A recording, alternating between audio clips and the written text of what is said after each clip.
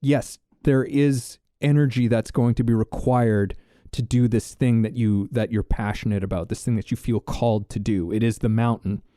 But this thing is lifting you up, right? Because of the energy that's required, because it will push you. It is lifting you. It is like you are evolving through this process because you're choosing to do this, because you're going ahead with this. It's going to lift you up, and you will have a new perspective from having done this. This is Way of the Artist with Brandon Colby Cook and Evan Schulte. Exploring the challenges of the creative call so that you can claim your own path and make your life a work of art.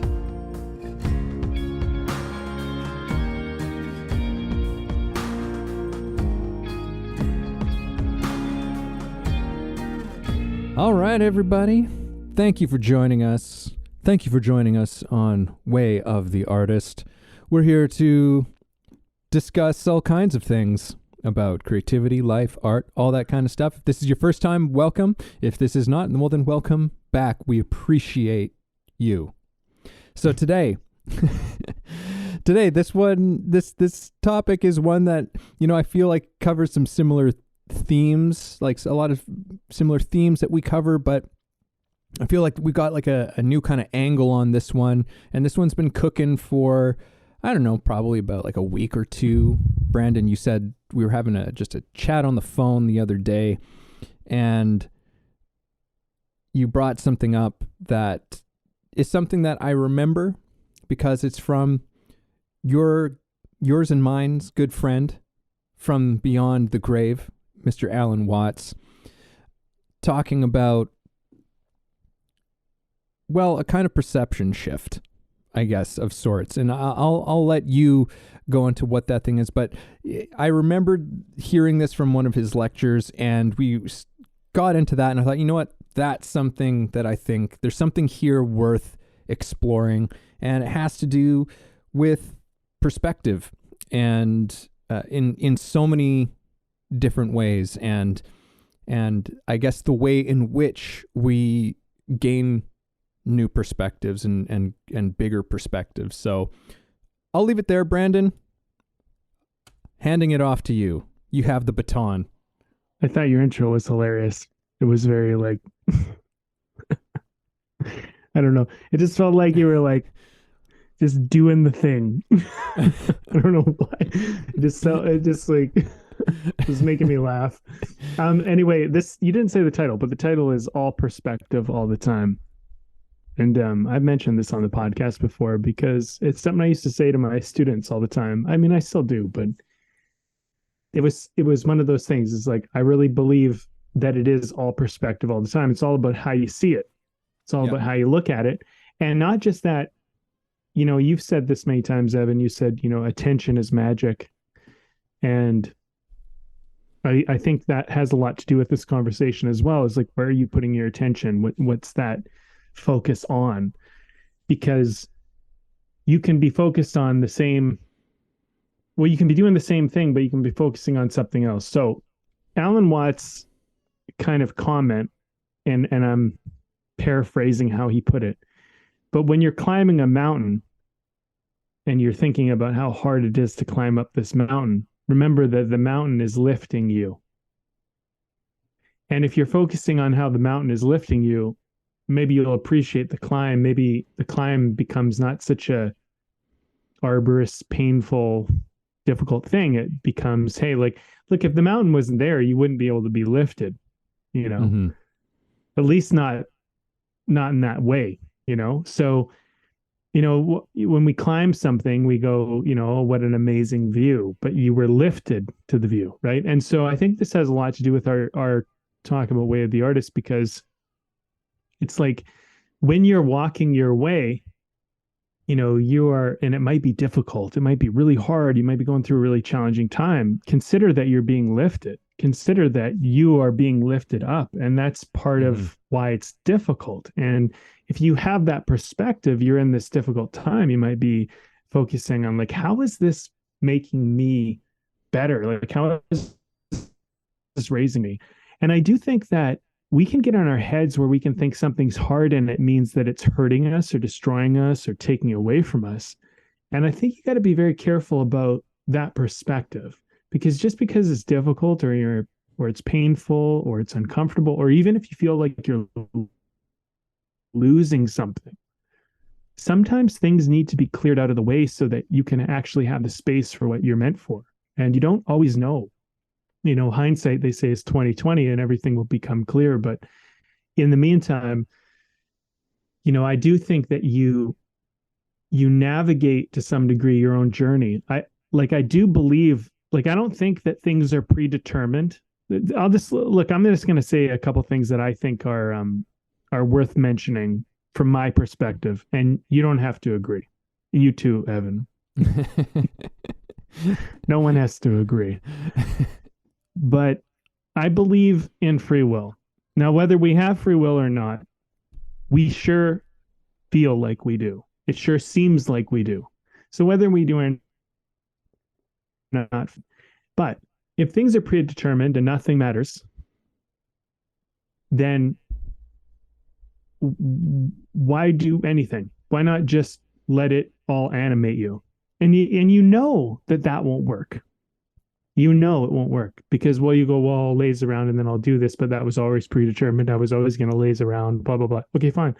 But if you keep following that road, I think ultimately what'll end up happening is you'll find out you get disgusted with yourself into the point where you feel you need to take action or something, or you need to end things or whatever. It won't go to a good place. It will go to a painful place, and pain will force you to move. My dad used to say this to me all the time when I was growing up: enough pain and you will change, which I do agree with, but I don't always think it's the best way to go about life. I don't think you should always make it be pain that makes you make good choices. But there was a wisdom in that if you want to keep fucking around, enough pain and you'll stop fucking around. I mean, you'll do something. You'll because you won't sit on a fire forever. Mm-hmm. But if your life is just sitting on a fire all the time to get yourself to do something, I feel like that's your lowest form of personal will. And so free will is not necessarily about making the right choice. It's just about having a choice and recognizing that you have a choice. And sometimes the choice you make will lead you to pain. And then you'll go, well, what's the point? I just led myself to pain anyway. But you tried something. You did something. And we talked about try last week, but you did something and it didn't work out. But at least you did something. And that was your will to do it. And you're going to learn by actively trying. And the more that sometimes I think the more you get wrong, the more you figure out. But if you climb a mountain, for example, you go, oh, that mountain looks great. I want to climb that mountain. When you look up at it, you might think, hey, it doesn't look so hard. And then all of a sudden you're in the middle of it and you're like, well, this is really hard. This is really difficult. And this is really painful. You don't always know what the journey is along the way.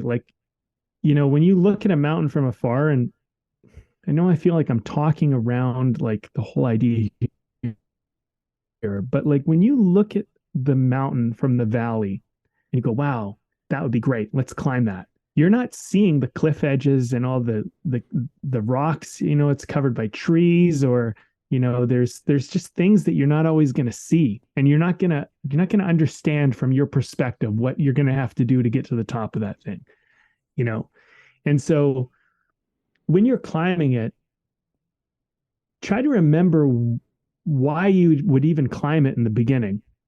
And try to consider that, yeah, it might not be great here in the middle, but it is bringing you somewhere that you couldn't get to if it was flat. And I think that's a really important perspective to have, because I think a lot of what we try to talk about in this podcast is that things are difficult, but our relationship to difficult, our relationship to pain at times or adversity at times, it can just use a little adjustment.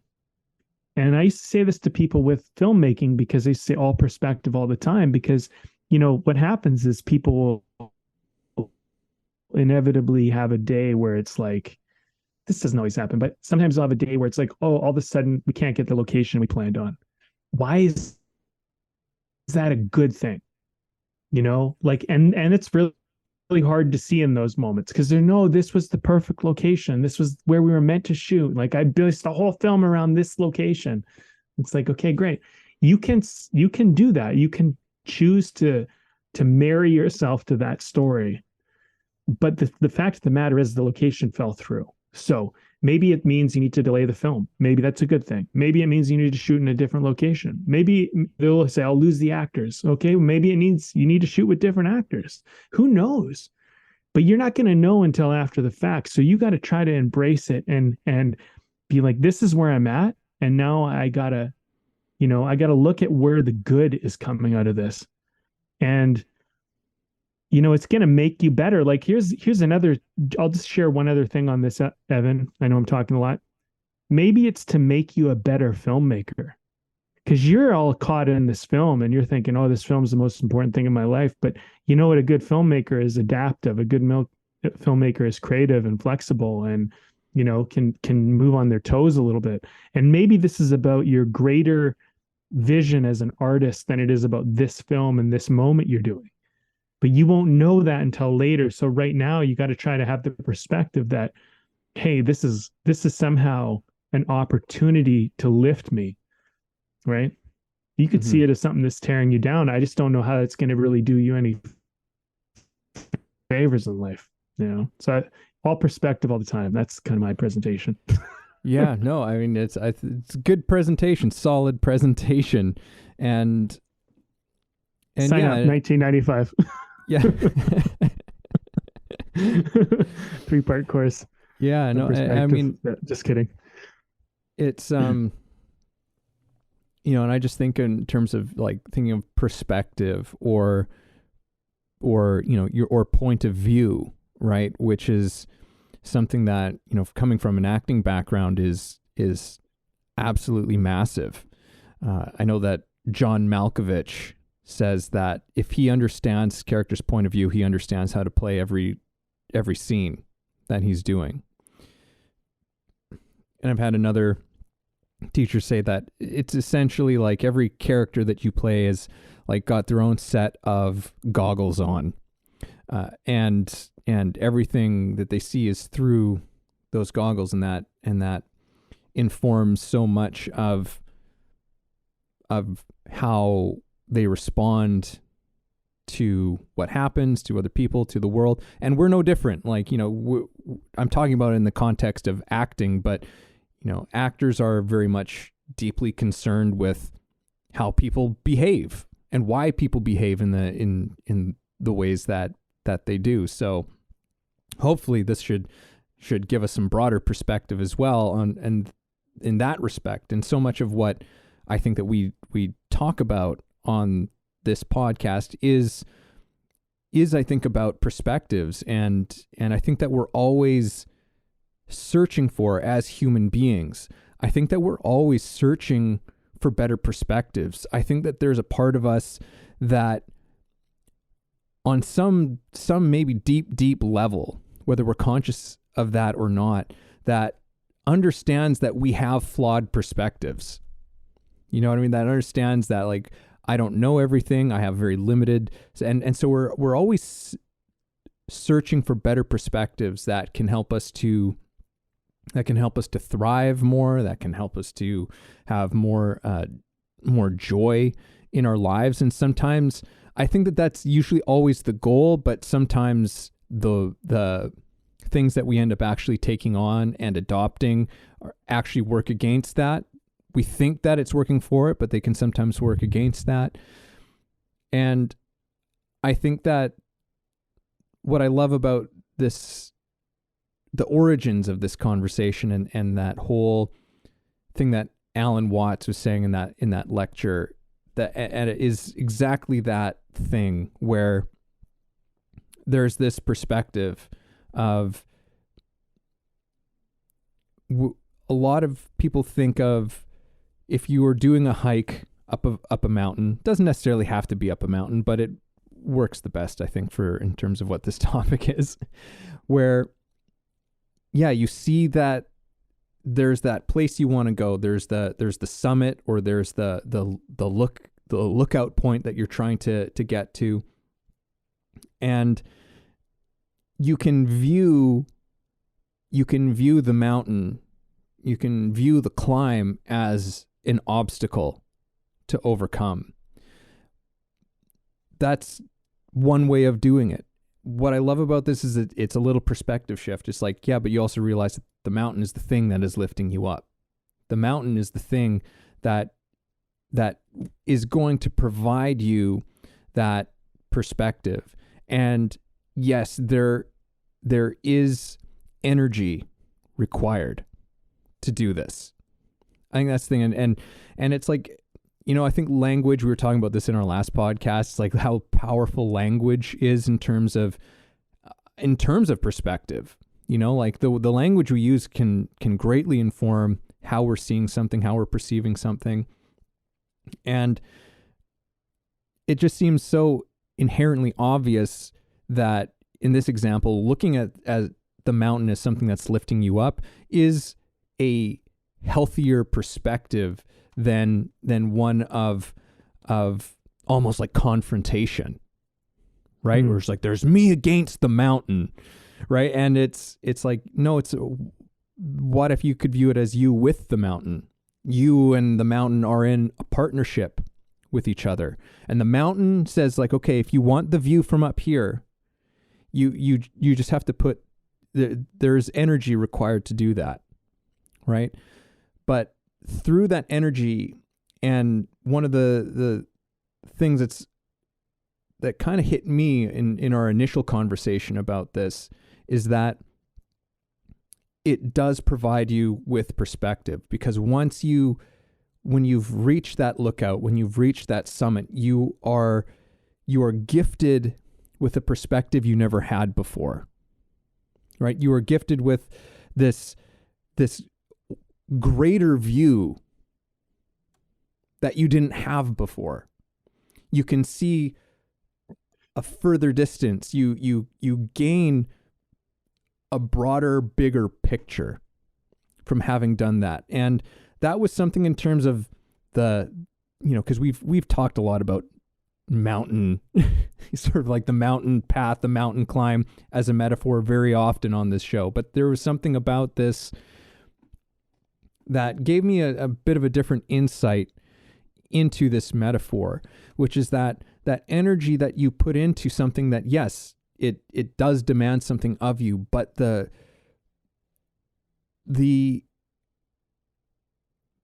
I think I was stuck almost on this idea of like, yes, but then you've made it to the summit. There's still almost like this, like that. Yes, the goal was just to make it to the summit, and you've done that. Great, wonderful. But the actual gift of the summit is the perspective.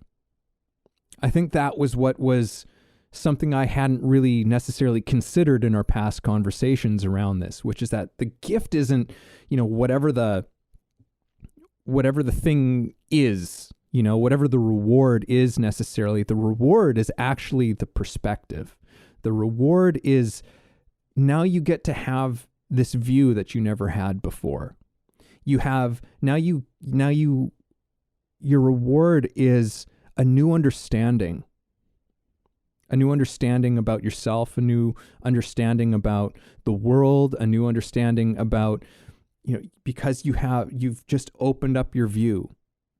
And I think that's just for me a new element to that metaphor for life and the things that we're pursuing in our life, the things that we're called to, that say it's like, yes, there is energy that's going to be required to do this thing that you're passionate about, this thing that you feel called to do. It is the mountain, but this thing is lifting you up, right? Because of the energy that's required, because it will push you. It is lifting you. It is like you are evolving through this process because you're choosing to do this, because you're going ahead with this. It's going to lift you up, and you will have a new perspective from having done this. Yes. So That's important. It's important because now you'll see the world differently, and you might even be able to see more of it. And that's important. And, this reminds me of something actually about positioning and how much this actually relates to this whole conversation, because perspective is important, but in the physical realm, and not even just in the physical realm, but it actually is so much more. It's in the realm of social status. It's in just the realm of where's your head at. Where are you in the world? How are you doing in life? All of this stuff. Position is such a big deal, and people don't realize this. A lot of people get jealous and envious of people, and they go like, "Well, it's not fair. Like, why is that guy dating that girl? He's not even that good looking," or whatever. Like they have these stories and these things they say, and the reality is, a lot of life is just being in the right position. And you go, well, that's unfair. And it's like, put yourself in the right position, and you'll find out that the things that are not possible to you are all of a sudden possible. I mean, I think about hockey. It's like you could be a really crap player and you could still score a lot of goals by simply getting yourself in the right position. You don't even have to have that much skill. If you can positionally put yourself in the right spot well enough, I mean, put the puck on net, and you score. And it's not like, yeah. It's not much different in a lot of sports and a lot of things in life. And, people meet the love of their life simply by position. It's you're at the right place at the right time with the opportunity, and you got to put yourself there. I mean, so, when you think about climbing the mountain, it's like, oh, it's going to take all this energy to climb the mountain. It's like, what am I going to do it for? Just so I can get a better view? No, not just so you can get a better view. Maybe someone can get a better view of you. It's like we're so limited in our mind, right? And I mean, all of us, myself included, we're so limited because we think that the way we see the world is reality, and it just isn't. No matter what, no matter where you are, top of the mountain, bottom of the mountain, doesn't matter where you are. Like, you don't see reality. What you see is a slice, not even a slice, a sliver, a fraction of a sliver of a fraction of a sliver of a fraction of a sliver of reality from your perspective of what reality is. That's what you get to see. And that's about as much of what people see of you as well. Even if you're famous, people don't really know who you really are. There's a tiny little fraction of truth in what you are, right? But if you put yourself in the right position, you have opportunities that you wouldn't have. So, like, let's not bullshit ourselves here. Part of why you do what you do, and I'm like anybody out there, part of why you do what you do is to get something. And, I was working with an actress, so I'm doing a bit of acting teaching now. Just, some people have asked for some help. So I said, fine, okay. Someone was doing a scene, and they're doing this scene, and they're talking to a woman, and I'm like, okay, guy talking to a woman. And I'm like, well, why are you talking to her? It's like, well, I just want to comfort her and make her feel better. I'm like, oh yeah? You just want to comfort her and make her feel better? That's really what you're up to? What do you want? Why? Why are you doing that? Like, come on, let's not bullshit ourselves. Why are you doing that? And like the savvy people on the other end of this podcast, they already know. The people who are being naive, come on, man. You're like, get real. You're up to something. Everybody's up to something. And so then we talked about it, and he didn't really have much of a choice for an objective and kind of a goal. And so it's like, okay, well, let's just say, for example, you're trying to sleep with her. I'm not saying that's the way it needs to go. Let's just say that's the idea. You got her over at your apartment, and you're just having her over here to comfort her. Okay, like maybe, but you're up to something, right? Let's just say for now you're trying to sleep with her. And he goes, okay, well, yeah. And then it started to get way more interesting, but it's like, okay, but where are you sitting? And he's like, well, we're at the dining room table. Okay. So the goal here is to sleep with this woman, and you have her at the dining room table. It's like, would it be easier if Now, what I'm just saying, like, I'm just suggesting an idea here. I'm not saying, well, whatever, just work with me. It's a creative exercise. If you had her on the couch, would it be easier than if you had her at the dining table? Well, yeah. Why? Well, I could create physical touch. Okay. So you're limited, right? Your position has limited you. So like you got to think about that in everything you do. You know, it's like the awkward kiss. It's like if you're 3 feet away from someone and you go for an intimate kiss, it's going to be real fucking awkward unless they're really into it. If they're not, they're going to see it coming. It's going to be, but if you're super close and they're kind of in your space and they're giving you that vibe, closing that gap is going to be very slow and it's going to be very easy. And the awkwardness will be very subtle and minor. And so if they don't want to kiss you and you want to kiss them or whatever, if they want to kiss you and you don't want to kiss them, turning away from that can be very gentle and easy and socially acceptable. But someone coming in from 3 feet away trying to give you a kiss when you don't want to kiss can get really awkward. The closing that gap is just uncomfortable. You know what I mean? So everything in life is positioned. So part of your perspective is about putting yourself in a position where the perspective of what you want becomes attainable. Because if you think, oh, I'd love to have this, if your position is far awkward from it, of course it doesn't feel attainable to you. That's awkward for anybody. That's not a comfortable gap to close for anybody. So you got to kind of think about it this way. Like when you're climbing the mountain, you're also putting yourself in a position to see, a position to do things, a position to be seen, So part of why you do the difficult thing is so that you can be in a different place than you are currently. And, like if people get fit, they don't just get fit for their health a lot of the time. They get fit for attraction. Or sometimes they as they're getting fit for attraction, they're also, hey, look at this. I have the benefit of I can do these other things too. Like there's reasons why we do things beyond the obvious, And so my point is just as we're working this idea out, it's not just about what you see. It's about what you make of yourself.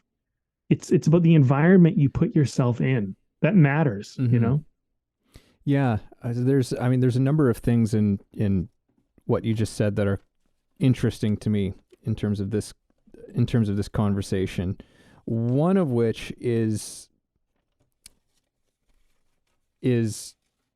like you mentioned this one thing. It's like, oh, like the person who's kind of begrudgingly like, well, why would I want to climb this mountain? It's just like, well, then maybe for one, then maybe that's not the mountain for you. That's not the right mountain. Like there's like you're pursuing something that is probably not your pursuit. That's for somebody else. Like there should be something provoked in you that makes you want to do it. It might be aware of the energy required to do it, but there's got to be something that actually sparks you to begin that thing in the first place. And yeah, this thing of perspective, perspective in terms of position, as you're saying, like it is one of the interesting things that's also coming up for me about this metaphor is that there's a different perspective that you have from where you start to where you finish, because you only know that peak at the beginning from how you see it from the ground. You don't actually know it until you've climbed it. And once you've got up to the top, it's not the same as it was on the bottom. Yes. Right? Like it's not the same thing. Like, and which is, it's quite mind-blowing to me actually how much you can take this very natural metaphor and how much it rings true for things, because it's like when you set out to do something from the beginning, there's always your idea of the thing and then there's the reality of the thing, and you don't know the reality until you actually do it, until you actually experience it, and it's not the same, and that, right? And then sometimes you are in a position where it's like, okay, you've reached that summit And there might be people down at the bottom who are looking at you up there and it's like, oh wow, look at that thing they did. And for you, it's just like, oh, I don't know. Like I just climbed up here like one step at a time, you know, and it's not the same for me up here. It's not what you think it is, you know, for like being up here as it is when you're down there.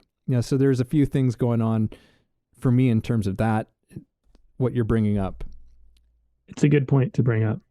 Can I mention something before you skip on to the next thing? Just a real quick note. Yeah. Have you ever cliff jumped before, Evan? Have I ever cliff jumped? Yeah. I have not from a crazy high distance, but like 30 or 40 feet. Oh, I don't know about that high. I've probably done something between, I'm going to say 12 to 20, somewhere in there. Yeah. Well, 10 meters, by the way, like a 10-meter board, if you ever jumped off that, the pool is about 30 feet. But it's that I think I have done actually.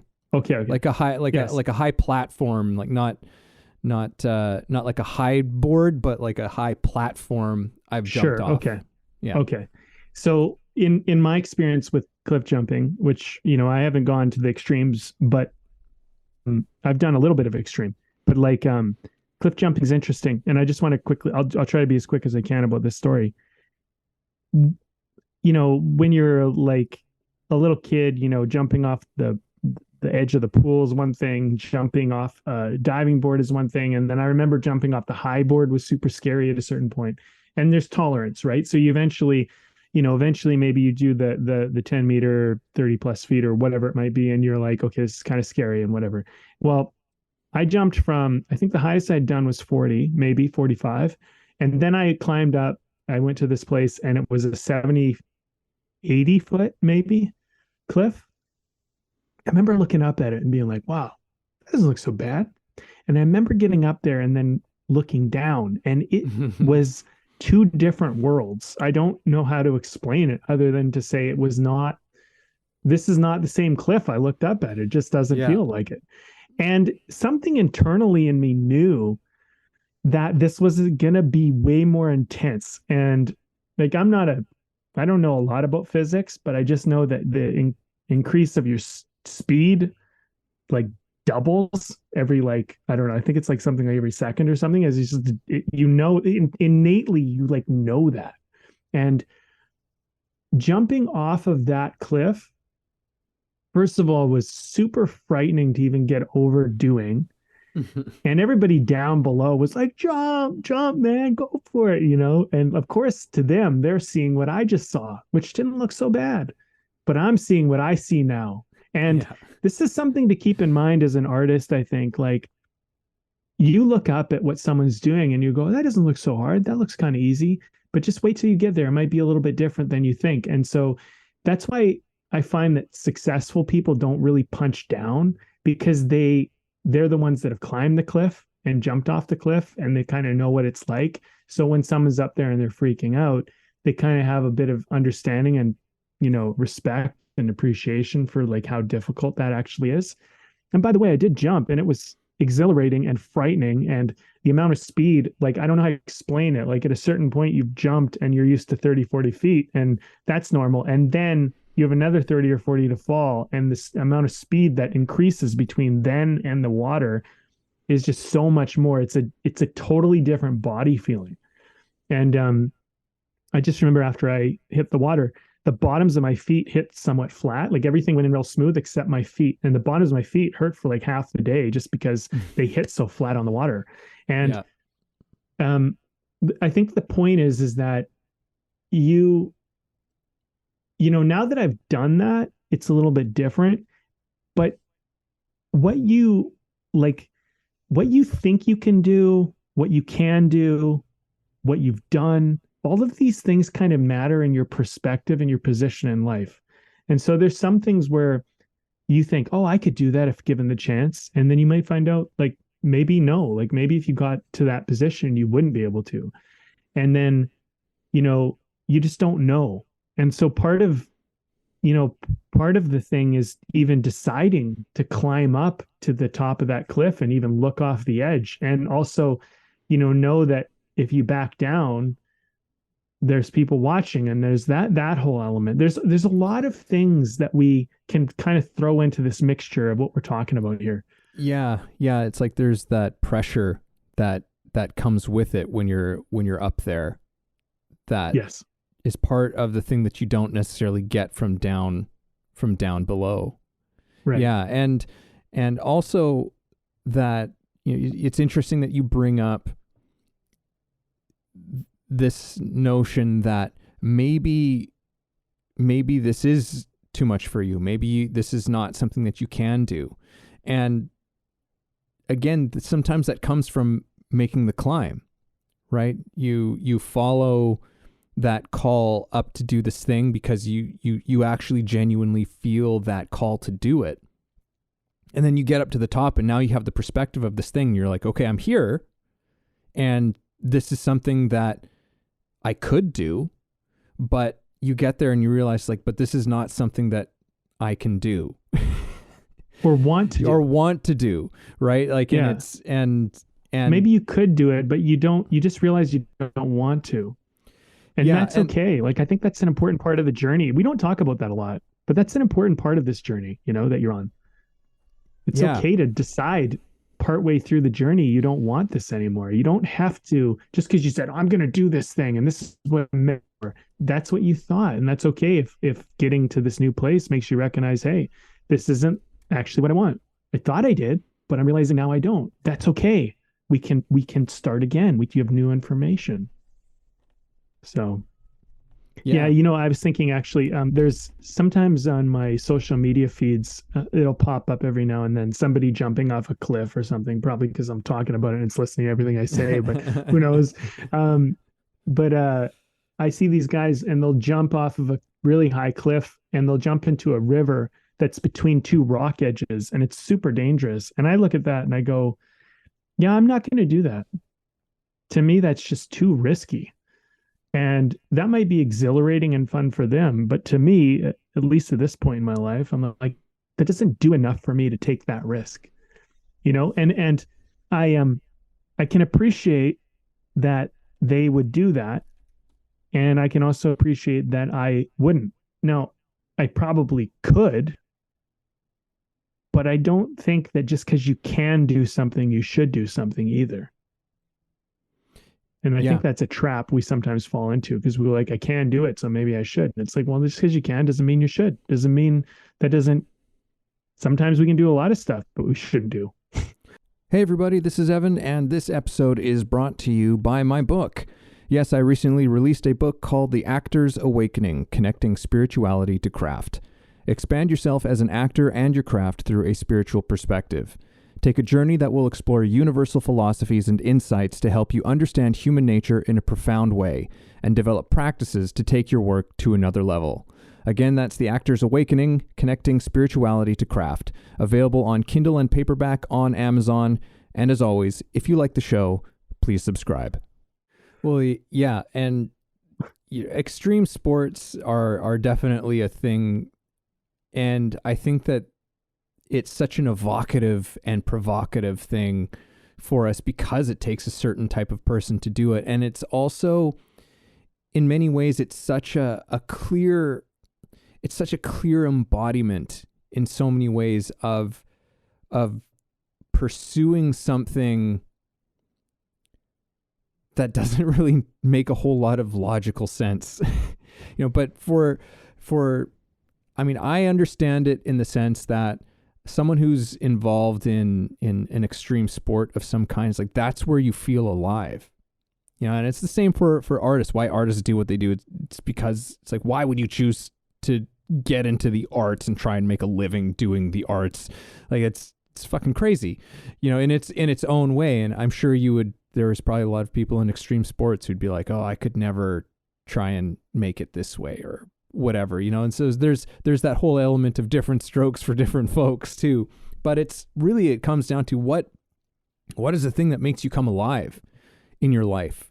And for some people it means crazy cliff jumping and what's the wingsuits and like that shit. Just like I when I see guys on wingsuits just like flying so close to the ground in between trees and canyons, I'm just go like, you got to be out of your mind. Or free climbing, and it's so exhilarating just to be an observer of something like that. And I'm happy to just be an observer of that and have somebody else vicariously live out that fantasy for me, right? Because I'm not about to start going and free climbing mountains.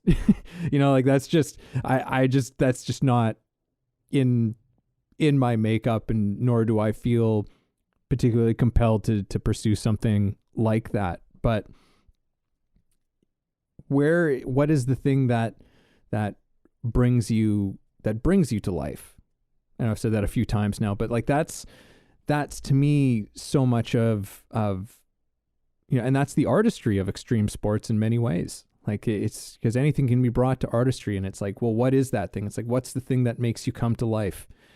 And that is where you can find your artistry, right? It's not necessarily just one thing. It could be many different parts of your life, different aspects of your life. It's not just necessarily your vocation, even though vacation is very much a big part of what we do with our lives and what gives us a sense of meaning in our lives. But there's also our relationships with people.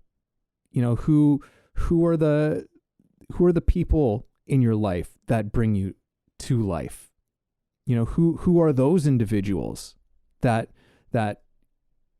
bring you inspiration and passion and make you feel something expansive, I guess. So there's all kinds of parts of our lives where this whole thing applies. And I think that's, the artistry of life is finding those things and nourishing those things, putting your energy into those things, into those mountains, because those are the things that bring you the perspective in life. And life, if we're bringing out the conversation even further, like life is so much of just about learning what this whole thing is, who you are, and what you are. And that's, there's this massive mystery that we are to ourselves, and that the world and the universe is to us. And that's, I think, just really what we're all exploring. And to me is the thing that creates, maybe it's not a necessity, but at this point I'll call it a necessity. It's that mystery that necessitates art to me, because art is so much about just people trying to say something about this thing, in a way that actually feels like it expresses it truthfully, because it is so big, because it is so, like when you look at so many of the wisdom traditions, I'm trying to remember,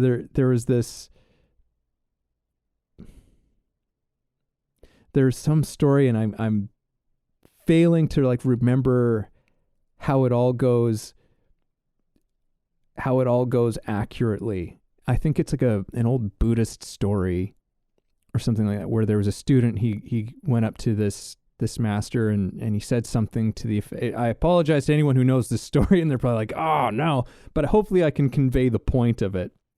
But he goes up to the student goes up to this master and says something like, isn't it true that all things are the Buddha? And the master says, it's like, it is true, but it's a pity to say so. And as I understand this story and what it's conveying, is that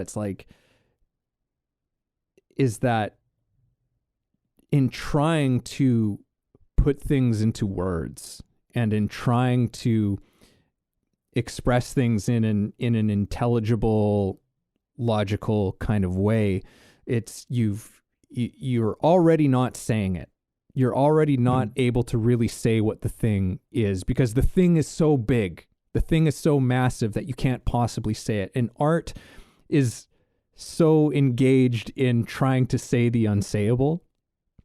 And in many ways, it's like it is an impossible task that artists are involved with. It's like you're pursuing something that you will never really fully be able to do, but you might come close.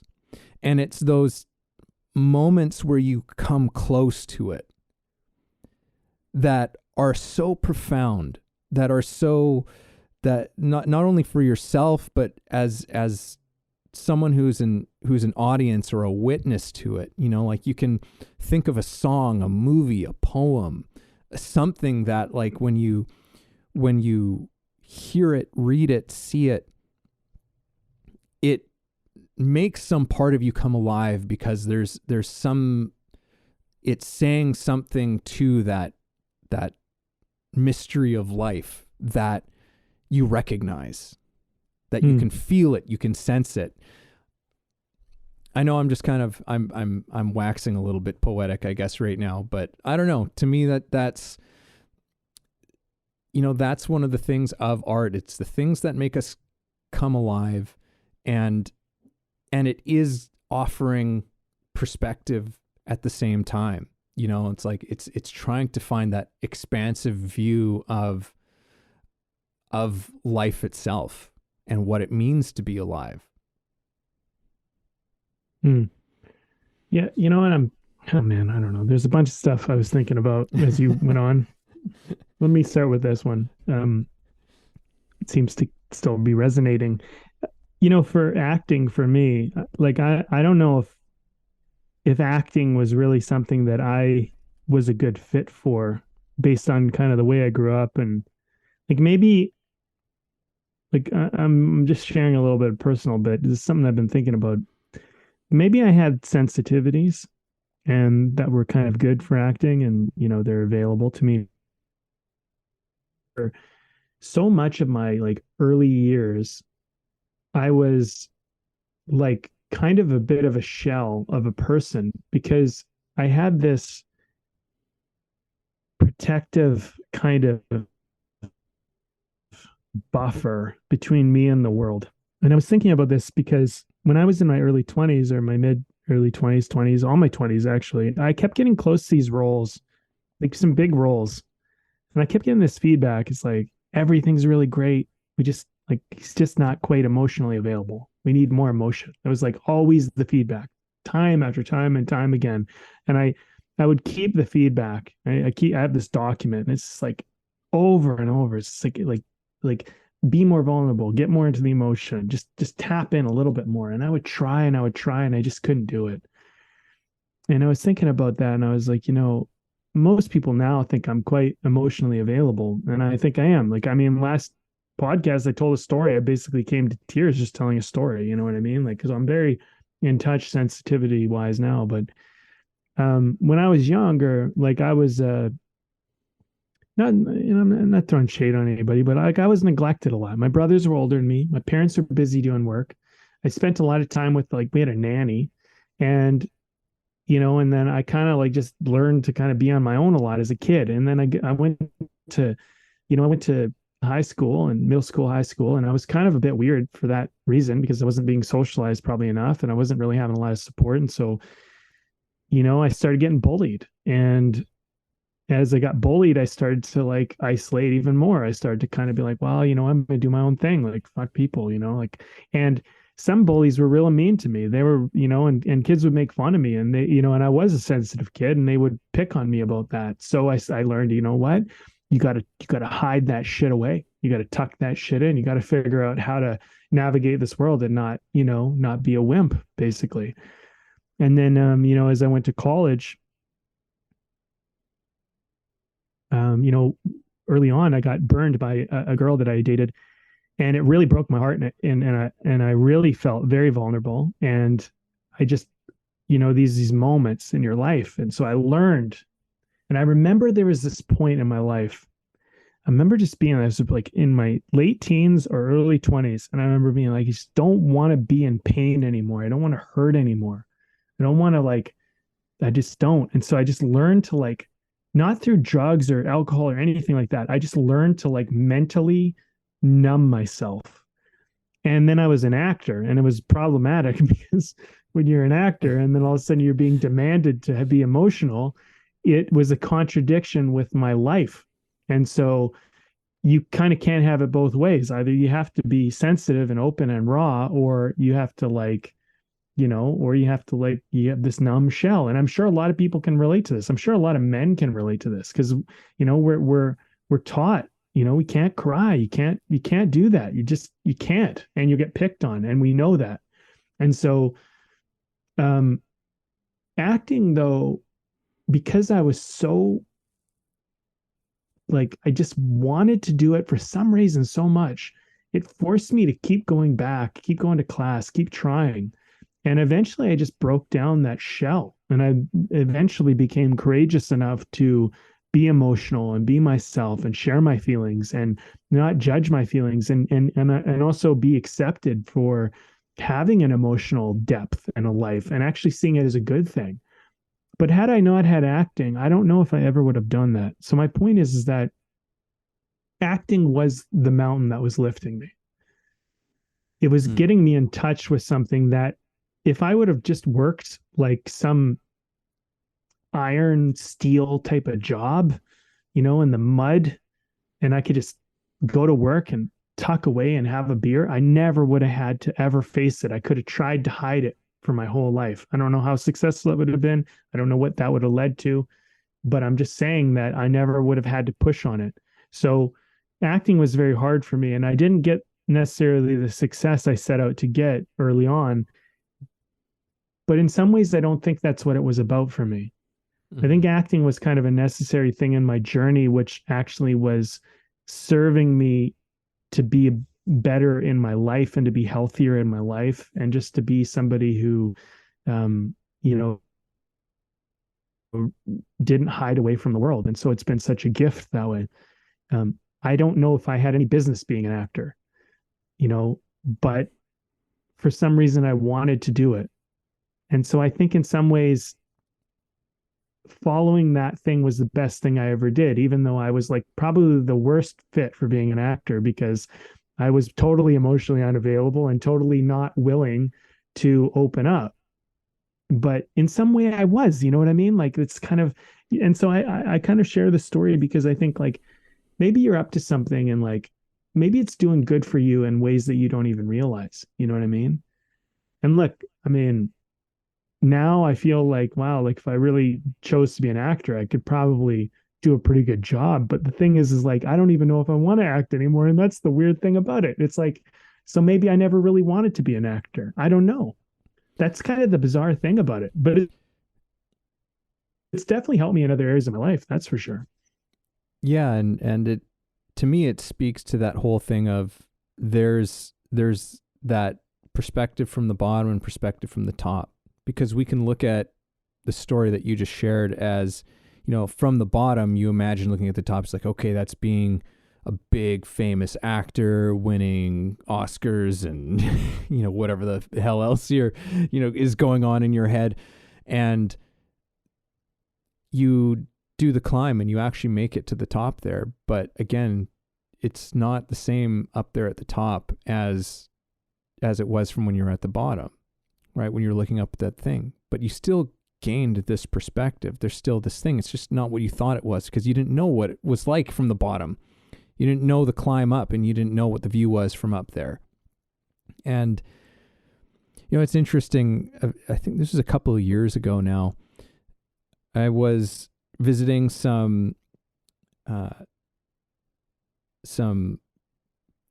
family friends at their place in the interior.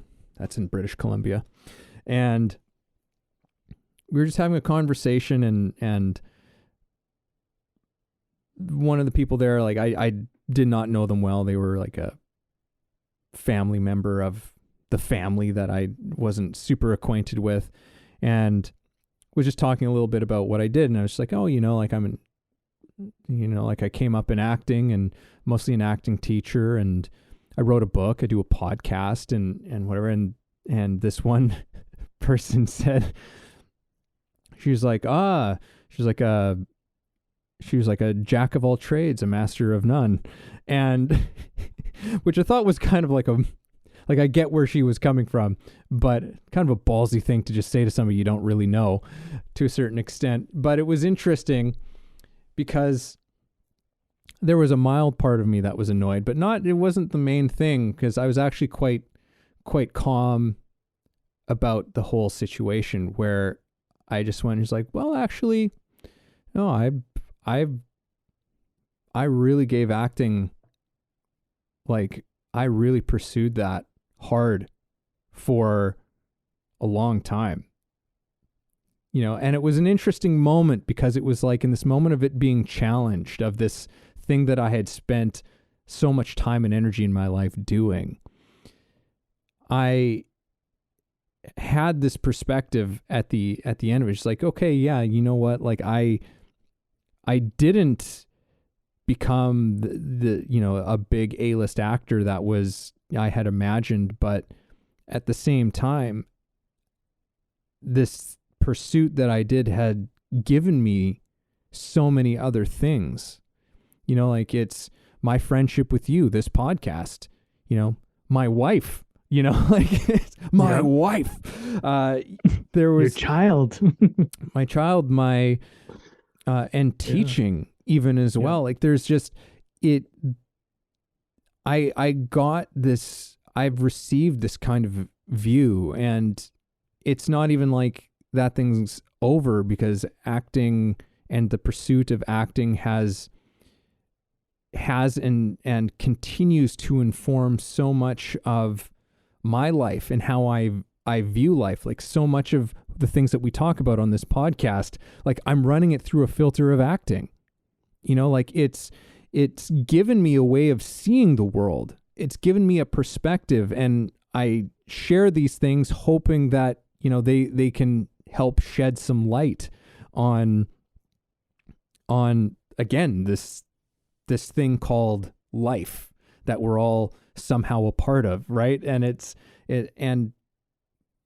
and I am just one perspective, and you bring another perspective from a different angle, some that we have in common, but some that are different, and just as everyone else does. And I think that when we pursue the things that bring us to life, to come back around to that term, but when we are involved in that, when we are involved with climbing those mountains that speak to us, that call to us,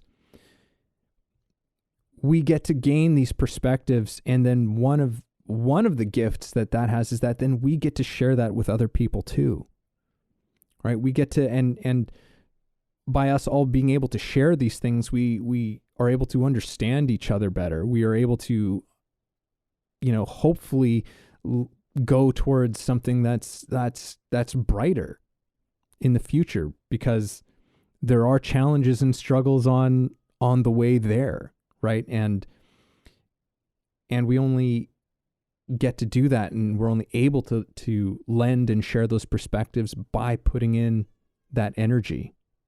Mm-hmm. It's interesting, because, like, the perspective of what success is, people might think, well, there's this, this is what success is. And I don't know if you agree with this or not, but I just think it changes. I had a thought the other day. I was like, when I was younger, all I wanted was to matter. I wanted to, like, be a big deal. I wanted to, like, be included. I wanted all the things I didn't get as a kid.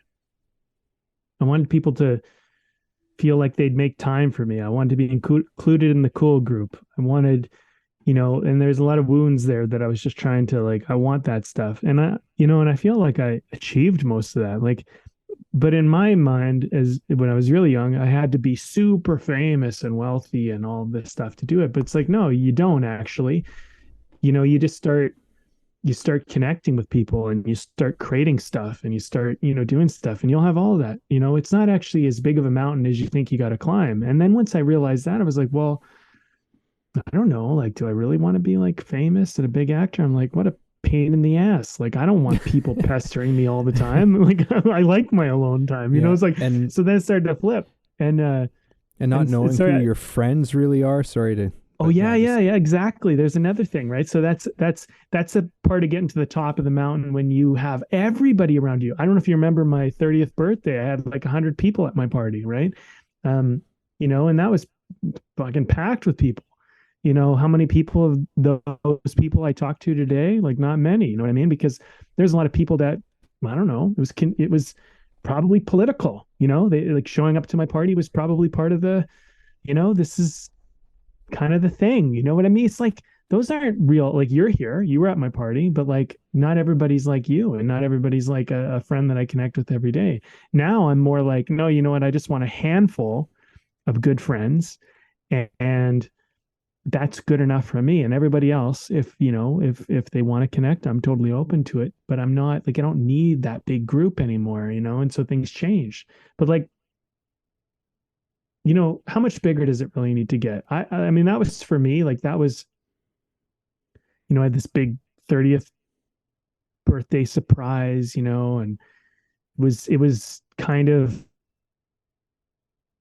spectacular in a way, but and that's always kind of what I thought I wanted, or at least for some time I thought that's what mattered. And then I kind of came to the conclusion that I'm like, wait a minute, this isn't what matters, you know, and I thought the other day, you know, it's like when I was younger, all I wanted was to be like kind of famous and be a big deal and matter to all these people. And I kind of achieved that. And now all I really want is like, you know, a good wife and kids and to build a life together. Like it's like, and like some people, that's what they're doing. And they're thinking, oh man, all I want to do is be famous. And I can tell you, like, look, man, your mountain, my mountain, they're the same fucking mountain. Like they're like you think there's something else that's incomplete. You know, I feel like there's something incomplete. It's just like that's just life, right? Like, and so, you know, I think sometimes you climb a mountain to find out that like this isn't really the point, you know. And I climbed some mountains, and I mean, there are many more bigger mountains to climb for sure.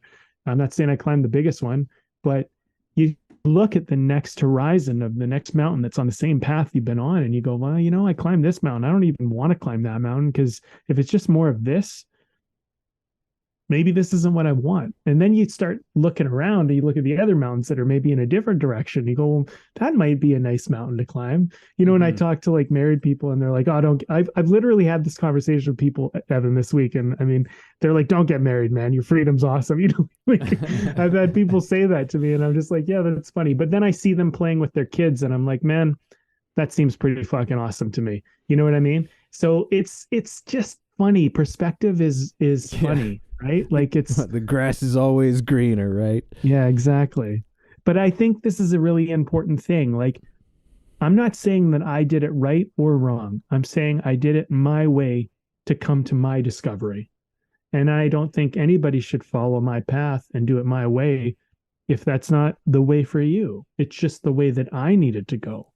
But I followed a path or walked a path, or even, you know what? I didn't follow it. I climbed and worked very hard at a path for a while. And I realized at a certain point, I wanted to change direction. And that was hard. I don't want to understate that. It's very, very hard to change a path when you've committed to it for a long time and going, but I've always walked this way. I put so much time and effort into this way. I've invested everything into this. And to change course at that point is very difficult. But you know, I have had a lot of hearts with myself where I said, you know what? Yeah, but I don't know if I really want to keep going this way. I don't know if this is what I want. And that was rough because now when you feel like you're climbing over somewhere else, you feel like you're starting from square one all of a sudden. But this is something I've had to remind myself of. I'm never starting from square one because the person that climbed the mountain never changes. The person that climbed mountains still climbed mountains, no matter what mountains they climbed. Even if they were the wrong mountains, they still climbed the mountains. And so, you know, all I could really say to someone is climb your mountain, because it's not the mountain you climb, but the person you become climbing that actually is what matters. Yeah. And that's you know, that's a whole other probably talk, but you get my point. When you said you did it my way, I just had Frank Sinatra playing in my head. Yeah, nice. Well, you know, you know what, let's tie a bow on this one and wrap it sounds up, good I to me. think. Yeah, I think I'm we're- drinking, I'm just going to jump into it. I'm drinking Tiger Shark from Phillips Brewing and Malting. I'm almost positive we've had Tiger Shark on here before. Again, this isn't an ad, they're not sponsoring, but hey, Phillips, if you'd like to sponsor us, that would be fantastic. So this is what even is Tiger Shark? I'm trying to remember. It looks like a hazy ale of some kind. It is a pale ale reimagined, is what it says on here, and it's terrific. I mean, I know that Tiger Shark is one of their, like, it's a regular in their rotation. They produce a good amount of it. Typically, like when the weather starts warming up, it starts making its appearance, and it's terrific. They always, like, I'm almost never disappointed by anything that Phillips puts out there. They're pretty consistently knocking it out. So Nice. Well, I'm having another one from Lillooet Brewing Company, and this is their Wolverine ESB. And it's extra been good, man. special bitters. You don't see very many ESBs. I At least know. not out, when out I in our see part of them the world. around, I usually go for them these days. It's funny because I don't know. There was a time when I didn't always kind of like that type of beer, but now I seem to like it a lot. So It's like I don't know. It's like a Things toned happen. down IPA. Yeah. That's how I kind of think of an ESB. It's like it's kind of there, but not quite. It's not doesn't hit you quite as hard with the hops on it. So they're good. Yeah, I agree. I think that's one of the hardest things for people when they're kind of entertaining it. It's like the hops is just too much. I find, like, for me, like with sours, like, I mean, maybe I'll eventually open up to more sours, but I find if it's not too sour, I'm into it. But there's a certain point where I'm just like, it's too much. I'm out. Yeah. Okay, well, let's wrap this baby up. All right. Well, I'll Yeah, go ahead. I think I closed off the last one, so I'll maybe go in first. I'm just gonna. I feel in a conversation about perspective, I want to take it back to where we began, and the whole thing of from Alan Watts. It's like to remember that the mountain is lifting you. And maintaining that perspective, because I don't think that kind of perspective is just inbuilt and automatic for most of us. And to just, if you're on some sort of pursuit, just remind yourself of that along the way. It's just like the mountain is lifting you. It is lifting you. It is your friend. It is aiding you. It's making this thing actually possible. Without it, it's not possible for you to even do this thing. So it is giving you. It is giving to you. It's not just taking from you. There is a relationship. There's a partnership that's saying, like, it's like, well, I want to go here, and she's like, well, I can get you there. You just need to keep putting one foot in front of the other. Like, you just, like, there's no way around it. You've just got to put that energy into it. And even in this podcast, I've noticed that I have been very consciously using the word energy, right? As opposed to the word work, effort, all of this struggle, all of these kinds of things. It's just energy, right? It's just like, where are you putting your energy, right? Because a lot of those other words, I think they come with all of these hang-ups to them, and it's just like, it's all energy. We're just where we're putting our attention, where we're putting our energy, and so what is the energy you're putting into what mountain? And know that it's all about that perspective ultimately at the end of it, because you don't know at the beginning of that thing what it's going to be when you get to the top, what it is that you're going to see, the perspective that you're going to gain from it, but you are going to gain a perspective. So reestablish, redefine that relationship with your mountain, whatever that is right now, and with every other mountain that you are called to climb. Just redefine that relationship. It is lifting you. It's not against you. Hmm. Well, that was nice. That was nice. What, That was what do I nice. say now, Evan? Well, let me add to this whole idea that the mountain is lifting you. I'll say it again because it's kind of the title of our episode as well, but is something I would always say. All perspective all the time. Look at how things are serving you. Just trying to find that relationship because, you know, the tree is shading you. The tree is blocking the wind. You know, um, the ground is giving you a foundation. Like it becomes this infinite level of gratitude and appreciation. And Mm. this has been kind of a lesson that I've been working through for quite a while, but it's starting to kind of really solidify in my psyche and just way of being is that this whole world is everything.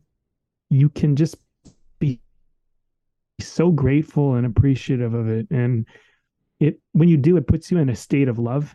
And I truly believe that the state of love is where you flourish from. And I know that it's hard to find love sometimes. It's hard when you're cold or things are sharp or hard or difficult or whatever. But, you know, try to find the love in it all, try to find the appreciation and the gratitude of it all, see how it's all serving you. And keep in mind while you do that, if something is not good, don't convince yourself it is good. If it's toxic and bad, you know, you can still see it as a good thing, as this toxic person or event or group or situation is pushing me away from something of where I don't need to be, you know, or it's forcing me to find and dig into something about myself so I can stand up and show some character and integrity and principle in this moment when I otherwise wouldn't. I love the story about how you shared, oh, jack of all trades, master of none. No, actually, I put a lot of work into this. That's a moment where you had an opportunity and you got to redefine yourself, you know, and you can look at that as a dig or you can look at it as a thing, but like the whole world's just really kind of a test, in my opinion. And you get an opportunity all the time to be the kind of person you want to be. And so I think if you're going to be in response to this world, try to respond in a way that's in line with the kind of person you want to be, you know, like and everything's an opportunity to demonstrate that. And so use it as an opportunity to build strength, you know. If there's resistance, remember that resistance builds muscle, you know. Remember that, you know, the cliff lifts you up. You know, all of these things. Sometimes if it's toxic, it means move away. You know, that can be good because maybe you're not meant to be there and maybe it will help you be. And remember, I talked about this earlier in the conversation. Position. Sometimes a toxic thing gets you out of a position you shouldn't be in and puts you into a position you need to be in.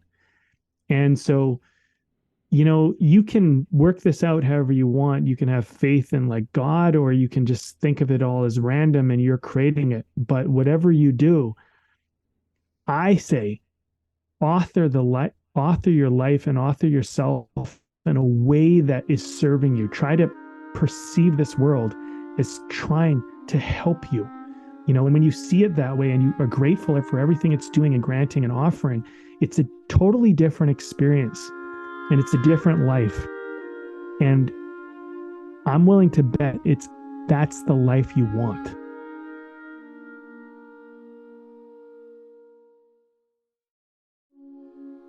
Thank you for listening in on our conversation today.